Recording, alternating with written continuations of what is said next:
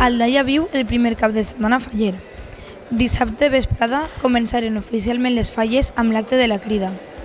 Avui, Altamà continua la programació amb la inauguració de l'exposició del Ninot, on les comissions aldaieres presenten una mostra dels monuments que es plantaran al carrer el pròxim 15 de març. Avui també se presenta el llibre de Junta Local Fallera i es celebra la gala de recompenses que servirà també d'homenatge i record de la que fou regidora de Falles, Maria José Carcelén. Vàrem viure amb molta emoció, amb molta il·lusió i sobretot amb un de sentiment perquè això es passa una vegada en la vida. Sí, la veritat és que va ser molt emocionant, era un acte que esperàvem molt i la veritat és que després, quan passa, es fa molt curt, però va ser molt emocionant.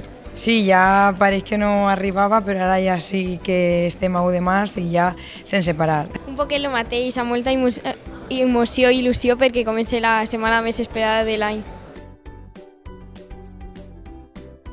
Damos comienzo a la exposición del Ninot y ahora enseguida entraremos dentro para hacer la gala de recompensas anual, donde se les otorga la máxima distinción fallera a los falleros de las comisiones de Aldaia.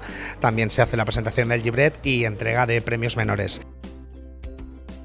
El dia després de la crida, l'exposició del Ninot, també la gala de recompenses i també abans de la gala de recompenses tindrem un reconeixement a la nostra amiga i estimada regidora de Falles des del 2015, Maria José Carcelén, que d'alguna manera el que volem en la Junta Local Fallera d'Aldaia i el món faller d'Aldaia és reconèixer el seu treball i la seva estima per les falles i que tinga per sempre la seva família especialment un record en aquests moments. A partir d'ahir, com dia, comencem les iniciatives falles, activitats, la crida, la setmana que ve al Baes, ja estem en falles en Aldaia.